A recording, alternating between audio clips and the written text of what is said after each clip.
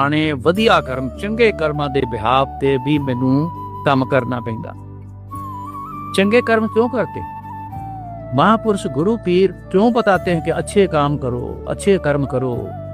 यही होता है। बीच में कुछ बुरे हो गए तो अच्छे के बिहाफ पर, अच्छे कर्मों के बिहाफ पर वो बुरे कर्म जो है वो टल जाते। तो गुरु महाराज डाल रहे, नहीं मिलने वाली कोई बात है, इच्छा प्रकट हुई है तो बड़े अच्छे कर्मों के हिसाब से वो चीजें मिल जाती हैं। अच्छे ही कर्मों के हिसाब से गुरु जी का दर मिलता है।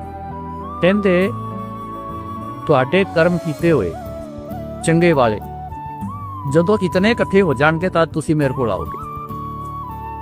बहुत बार देखा है कि पता होते हुए भी इंसान नहीं आता वहां।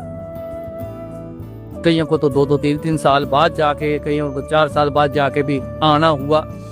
पहले जिस दिन पता लगा उस दिन क्यों नहीं आए? क्योंकि अभी वो अच्छे वाले कर्म जो इस बात भी हो रहे हैं वो इकट्ठे होते होते जब वो उस लेवल पर, गिनती उस लेवल पर आ गई तभी आना होगा।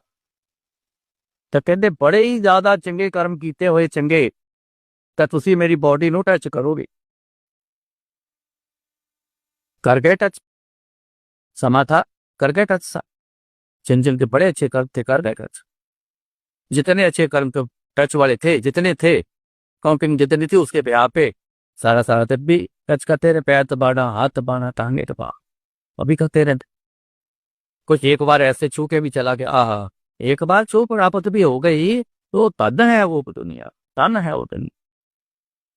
आज भी जब अंदर से आप जुड़ोगे ना तो देखना, मेरे को 2-3 बंदे ऐसे मिले हैं जो कहते हैं कि उनकी याद में जब हम बैठ जाते हैं तो ऐसे गुमसुम हो जाते हैं कि कई बार मन करता है कि गुरु जी बैठे हैं तो मैं पैर दबाऊं। तो कहते हैं हम पैर दबाते हैं तो सचमुच हाथ में हमारे पैर होते हैं, सचमुच पैर होते।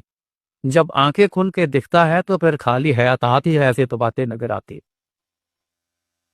अब देखो आज भी गुरु जी इस बात को जाने नहीं, बस अपनी मेहनत का सारा सत्ता। मेहनत करो सब कुछ दे, जो चाहो दे सकते हो। सतगुरु की सेवा सफल है जित सतगुरु का मन बन्ने।